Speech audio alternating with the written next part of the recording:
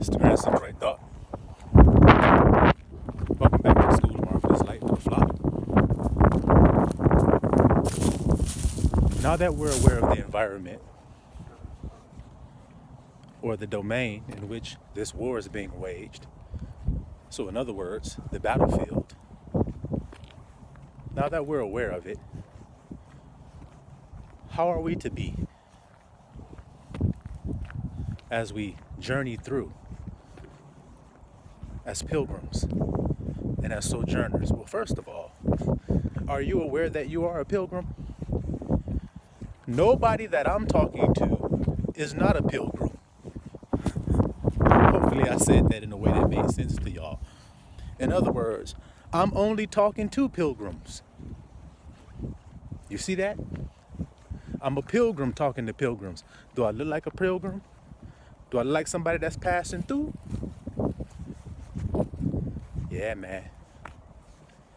You see, pilgrims go along with a backpack on their back, traveling shoes on their feet, girt about, staff in their hand. You understand that? Just like the children of Israel were told to be before the Passover was to occur. Isn't that interesting? Be as pilgrims and as sojourners because you're about to be traveling. Is that what happened in Exodus?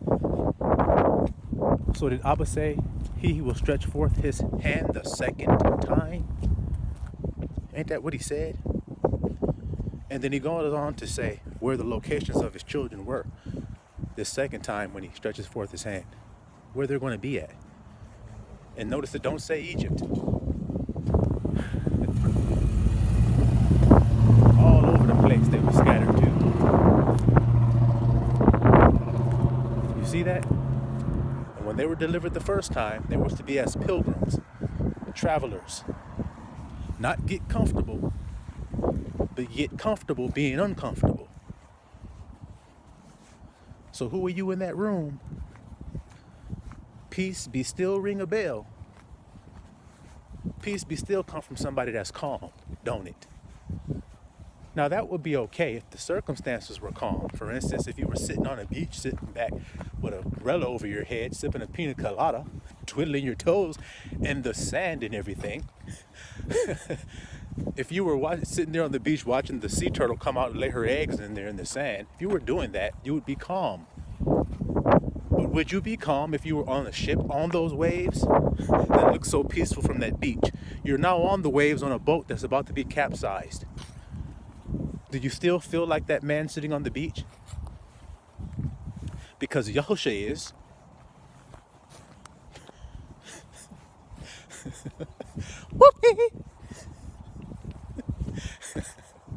Yeah. I follow Yahushua. I follow him. Peter was just like that though. So I understand. Peter was just like that. You see? Yeah, I got you. I'm going to do it. I'll be there. I'll never deny you. I'll go anywhere you tell me to go. See, it's not about going places when you're following Yahushua. It's about going through vicissitudes, trials, temptations. That's where he's leading you through all of those things. You see that there? And sometimes you will be offended when he tells you to go a certain direction in a certain circumstance. You'll be offended by it, but you'll see it prevail. I've told this story before. I'll tell it again for those who may not know this story. I had this guy who I considered a friend at the time. I was dating his sister. Well, I was trying to be a player back in them days. I was like 20 years old. So his sister wasn't the only girl I was dealing with at the time. She was just the main girl I was dealing with. So because me and her were together, me and him became friends. Well, she told him about what I was doing on the side with these other girls, and he got mad at me. But I didn't know he knew. So time had went by, and he never said anything, so I never knew he knew anything about it. Then one day I injured my hand. I got a boxing fracture in my right hand. So I had a cast on my hand. In other words, I was not able to fight. You see? And that's when he divulged this information that he knew. Told me I wasn't shit, and that he was gonna beat my ass because of what I was doing to his sister and how I was treating her, and da da da dee dee dee dee dee dee dee. I said, well, despite my relationship with your sister, you and I have a relationship that we've built. Now, I didn't know to say this. Let me not take no credit for these words that came, because they came from the word. Because in that moment, this is what actually happened. And the guy that I'm telling you all about, he could fight too. He was a strong little dude like Javante Tank Davis, built like Tank, short, squat, and strong. And I seen him knock a few people's lights out. You see? This guy would flash out in anger and red and go blind and just go crazy. So I knew I had to be on my P's and Q's to fight this dude if I had to fight him, which I was prepared to do, but my hand was messed up, so I knew I was at a disadvantage. So I said on the inside of myself, I said, oh, Abba, like I always do. I said, he want to do something to me. What do I do? I can't fight. Not the way that I should be able to. I mean, I will fight if I have to, but y'all don't understand my point. Well, to make a long story short, Abba says, tell him the truth about how you truly feel. And so I did. I said, despite my relationship with your sister, you and I have a relationship that we've built. And it's going to remain despite what you decide to do today. Because if you jump on me today, you're not jumping on me because nothing I did to you. So I can take that. He kind of was confused. And the key part was, I said, and I'll still love you afterward. So do whatever you're going to do. I'll still love you. You're still my brother. That's what I told him. And he unclenched his fist and he stormed out of the house. And then later on that night, I saw him again and he said, hey man, you want to go to the bar, have a drink and talk about things? That's what happened. So love prevails. That's the point. And now that I know, when I witnessed that, I believed it and I've never let it go again. It's just the truth of the matter. I'm a witness to the power of God. God is love. So I saw love prevail over all of his anger, all of his rage, all of his whatever he had in him that said, I'm going to beat your ass and do this and do that. Blah, blah, blah, blah. Well, none of that happened. Why? Because love. And it was true. I didn't lie to him. I said, I still love you, man. Because I did. So I wasn't lying. I'm still going to love you no matter what you do to me today. That's what Christ said. You can interpret it as not being so close-minded with your carnal mind, and not being open-minded to the spiritual mind, because that's what life and peace is. It frees you from everything that holds you down, where you can see the truth and nothing is blocking you or hindering you from the truth with little knickknacks and gnats that don't matter. Like Christ said, you strain at a gnat. See what I'm telling you? Why you think he said it? I'm telling you why he said it. Because that's what people do. They sweat small matters that are insignificant. That's what a gnat is. Small and insignificant. But annoying. You see that there? So there's things about us that are small and insignificant, but are annoying as hell to people of the world. See that? Where they mix them want to smack you and squat and smash you. It's just the truth, because that's what they do. But they'll open for a whole camel to come in. In other words, they'll let something big as hell come in while they're straining at something very small and tiny. They'll let something big as hell come in. That's the way that the world is. See that there? So be not like unto them. And how many times do you need to hear that to know that what I'm telling you is true? You got to be somebody else in the room, don't you? Be not like unto them. Them means more than one. And when you look at the world, you'll see there ain't a whole lot that are other than the them. The them is a whole lot. You ever watch The Walking Dead? It's called a horde. And when the horde comes, it's always more than them than it is of living people. Isn't there? It's always more dead than there are alive. Well, so it is with the world you live in. There are more dead walking than there are alive. The only ones that are alive were elected to receive the breath of life so that they could stand on their feet. And when they stood on their feet, they didn't stand on their feet to be ballerinas, neither. They didn't stand on their feet to hustle and break dance, neither. They stood on their feet in exceedingly great army. So what do armies do? They fight. So didn't I describe that to you? You got to fight because you're on a battlefield, and your fight is the fight of faith. because you live amongst faithless and perverse, just like I've told you here. It's a school of marvelous light.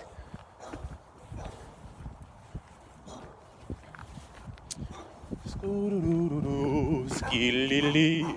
Scoo-doo-doo-doo-doo, why you barking at me? I ain't doing nothing to you. Scoo-doo-doo-doo-doo. That's the world, this dog. Remember that whole show was like, it ain't right to give it to dogs. You see why? I'm doing something good, this dog don't care. He like, I don't care. You're over here on my property. Get away from my little square. You see that there? That's how people are. They're all about their little square. Their little piece. And they think they got something when they got at that little piece and they ain't got nothing. You see that there? Because if you don't have love, then you have nothing. But I guess if you have love, then guess what you got? You right, baby. You got everything. Ain't nothing else to have once you got that. Because love is what? God. Everybody looking for God. I told y'all before. Everybody talking about heaven ain't going there. Everybody talking about heaven ain't going. Everybody talking about heaven ain't going there. Oh my Lord. Oh my Lord. Do y'all like that Negro spiritual? Sing us one of those songs of Zion. All right. Everybody talking about heaven ain't going there. How about that Negro spiritual? You like that one? Yeah. Everybody talking about God don't know God. That's what Yahushua was dealing with in his day. It was called Pharisees, Sadducees, scribes. All of those guys, they thought they knew God. That was their error. Since they didn't know God, if they had admitted that they didn't know God, then they would have been correct. You see there? That's all it is that people are doing everything they are doing for. To get love in return. Adoration. Love me. You see that there? But when you don't know what love is, then you don't know what to receive. You don't know what to look for when you're receiving love. So a lot of people are receiving love and they don't receive it as such and they throw it to the side. Isn't that true in the world? How many times have you, as the little flock, tried to love somebody? They just couldn't accept it. Because they didn't feel worthy of it themselves, whether they admit that or not. They didn't feel worthy of being loved. See that there? So when Christ says it's rejected, that's what he means. Love is rejected at every turn. The loving response to a situation is what's rejected. Hope y'all can hear that good right there, what I just told you. Remember I told you, who are you in the room? In the room, something goes down. Who will choose the loving response? I just gave you an example of when I did and it won. So don't think that it won't win for you, because it wins. Love does that. It don't lose. If it conquer all, then what can it lose to? You tell me right now. Then I'll give you this phone and you can start preaching. I'll give you the staff and everything. You can even have the you can even have the shades. How about that?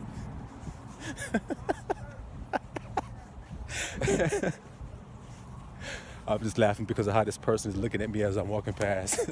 They're just looking all perplexed and bewildered like, you're going to give me your phone and your staff? What are you talking about? But y'all feel me today. You see this? It ain't hard to understand. You got to choose the loving route. Oh, an epidemic has come to this nation. The leader of the nation stands up forward and says, I'm healthy. Now, my nation's citizens, follow after me. I am healthy. See that there? But what do you live in? You live in a world of deception. So what happens? Yeah. There's a sickness out there. And it ain't even no damn sickness. But there's a sickness out there. Come and get this remedy for it. Well, if you know how snakes operate, that rattle out there is not really interesting to you if you knew there was a snake's head at the other side of it. What am I saying to you guys right now? That's called having your feet on the water and on the earth, what I'm doing right now, in case you didn't know. But what do I mean? I mean, a snake gives you something that interests you, that make you take notice of it. They say, in this case, it's a rattle. And you go, wow, look at that thing. That looks like it's fun to play with. Look, it's interesting, like I need it. And he knows that you'll come investigating. You see that there. So just like in your life, you're going through a circumstance, the rattle gets to shaking. You start saying, uh-oh, what does this mean? This. And then he snatches and bites you. Well, the same thing when they say, hey, there's a sickness, and then here's the remedy for it. The sickness is the rattle got your attention. But there isn't anything there. It's just a part of his fucking tail. I hope y'all can hear this real nice and good, what I've just did for you today. What I've just done for you today.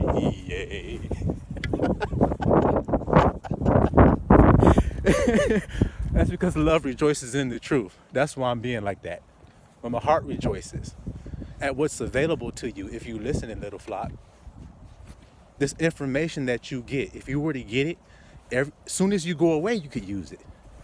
And you can never stop using what I'm telling you, which is to be love in the room. Because if you don't be loved, then who will be? That's my question for you. Who will be loved? Now, the person who's love in the room, that's God.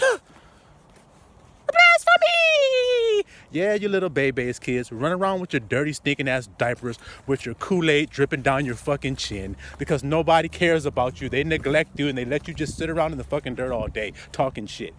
Go ahead and talk your little shit, babies, kid.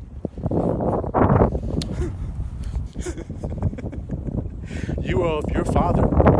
Your father doesn't love you. He just says he does. Your father doesn't actually care about you. He just says he does. Your father doesn't save. He just makes you think he is. It's a sickness. I have the remedy. The remedy is in other words, you wanted to bite me as I walked over here. But I wasn't paying your stinking ass no attention, and you knew that if I saw your snake ass, I wouldn't pay you no attention. I keep on going the other way. So you put that rattle out there hoping it would catch my attention. So I would run to your mouth. Run this way. Nope, ain't gonna happen here. I'm gonna stomp on your damn head, I'll tell you that right now. That's what I'll do. I have nothing for a serpent but a hill. And the hill is coming down hard and swift. Because I like to hear the crunch and feel the crunching when I step my heel down on that nigga. Somebody come get me. Come get the grandson, okay? He's in the spirit and he's getting loose, which means I'm free of judgment. Can't you tell? That's what happens when you're free. You live free. That's what he said he came to let you do, is be free. Now, I don't know what y'all think freedom is. I think y'all think freedom is looking over your shoulder. Free niggas don't have to look over their shoulder because they're free.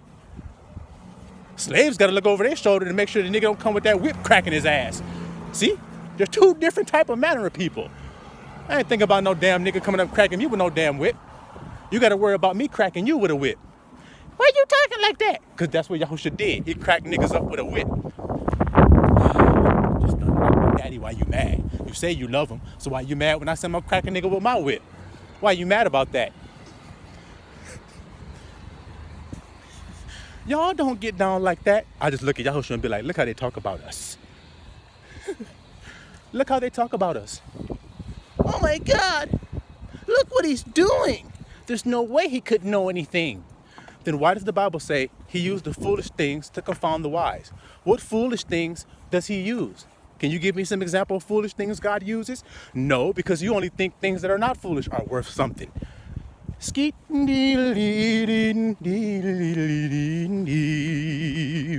Abba said, Moses, you'll be my mouthpiece. And guess what that guy said? Moses, you'll be my mouthpiece. And guess what Moses said? I don't know how to talk right. I don't know how to talk right. Hope y'all can hear that good. Hope you can hear that good. Can you? Hope you can. I don't speak right. Why you think he said that? Because of the opinions of man's judgment. To man, I don't speak right. See there? But Abba said, to me, you do. Or I wouldn't have picked you. I would have picked somebody else that I knew would have worked for me. But I picked you because I knew that you would, because you're more meek than any man upon the whole face of the earth. That's what I know about you. You're more obedient than all the rest of them other dudes. So I'm going to pick you. And I'll even make it so not even feel the rest of them. If you know the Bible, then you know that. God rewards faith. It's impossible to please him if you don't have it. So then, you see why I'm stressing it so bad, to be the faithful one in the room? And it takes faith to be the loving one. If the man said he was going to beat me and I got my cast, and if I'm looking at the cast on my wrist and thinking about that only, which I expressed to you that I did consider it, that's why I took it to Yahusha and said, what do I do? That's why, because I'm a wife to my husband. Oh my goodness gracious, I don't know if they can hear this here. See, go to my husband with the shit. What do I do with this? He said, tell him how much you love him. Because that's all anybody needs to hear. That's all anybody wants to hear. Are y'all crazy or something? So if you love her, brother, tell him that. And he might put that fucking gun down. Just tell him you love him. Tell him you understand. I get it, bro. I understand everything that you're doing. I'm still gonna love you. And then prove to it by not extending your hand to strike him, not extending your mind to even think a hurtful thought toward him, but truly thinking love from the heart. And watch him submit. A man can be fully enraged to fight a man, and the other man can simply sit down on the ground humbly, and you might be surprised that other man may walk away. I've seen it happen myself.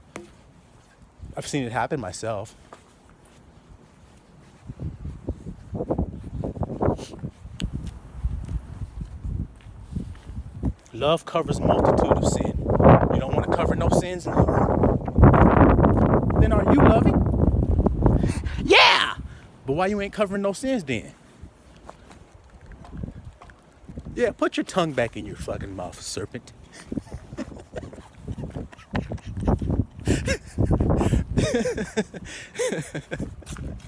Oh, man. Put your damn forked tongue back in the damn drawer. Put the fork back in the drawer. Okay? Oh, man. So can y'all follow this message today? When you're the loving one in the room, that by default makes you the fearless one in the room, because perfect love puts out fear. See, fear is like my hand. If he starts to jump on me, how will I defend myself? I can't eat. That's my strong hand. How can I strike him? It's already messed up. Ah! Fearful mind, throwing water off the damn boat, saying, Yahusha, save me, save me. Peace be still. I love you, brother. Take a calm man to say that. Because the man's fist balled up, he's standing over me, and I'm actually sitting down on the couch with a cast on. And I love you, man. I'm still love you. Calm. Peace be still. All right, man, let's go to the bar, have a drink, and talk about some stuff. It's all good, man. You go to drink if you want to. But I'm good on that. I ain't never been a strong drink partaker my whole life. And I ain't gonna start now. Just gotta know yourself. And you gotta embrace yourself and love yourself like you would your own son. Y'all telling me that when your son was born, he couldn't walk, talk, do anything, or dress. You were only going to love him if he could dress nice, talk nice, be smart, and do good in school, and do things that make you proud. That's when you started loving him? Well, then what were you doing with the child that couldn't walk and talk and do anything for himself and shit all in his diaper? What about him? You would say, I loved him before he could even do anything. So when did you stop loving him because of something he did? See how y'all don't know the father? You don't know Israel's story then.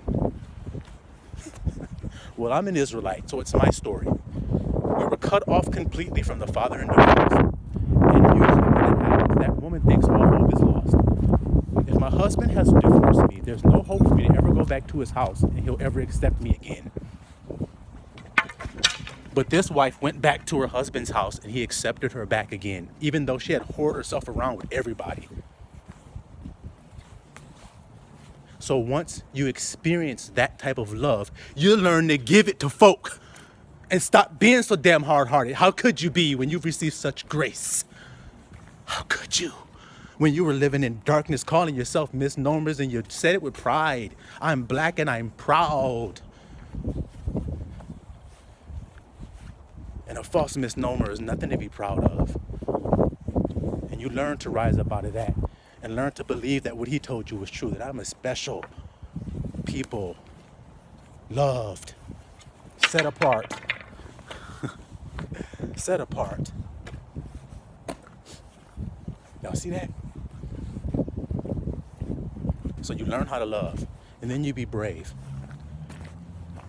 Because you can't be brave if you don't love. I'm gonna stand on this rock of love and wait for all of you, just like Noah did. I guess all of you wanted to be out there. Stand on this rock of love because it will never go anywhere. I proved that to you with the story that I told you. And that's not the only one. There was a man building something for a woman that I knew. He was building something for her. And this man had the tendency to take quite a bit of time to build the thing that he would build because he was very meticulous. He was like a perfectionist. He always wanted the job to be done perfectly and right. So in this case, he wanted her job to be done perfectly and right. Well, over some time, it was stressing her out that it was taking so much time. Building up, taking it down, building it up, taking it down, building it up. Because he wanted to be perfect. And that would frustrate a lot of people. But I told her, and I told her this in the presence of the man. He had come in to get a drink. He was taking a break. And while he was standing there, before he had come in, she was telling me about how he was taking so long and it was getting frustrating and everything. Well, when he came back in the house, love moved me. And let me tell you what love told me to do. Love said, tell that woman the truth. That's all it ever does. Tell her the truth of the man.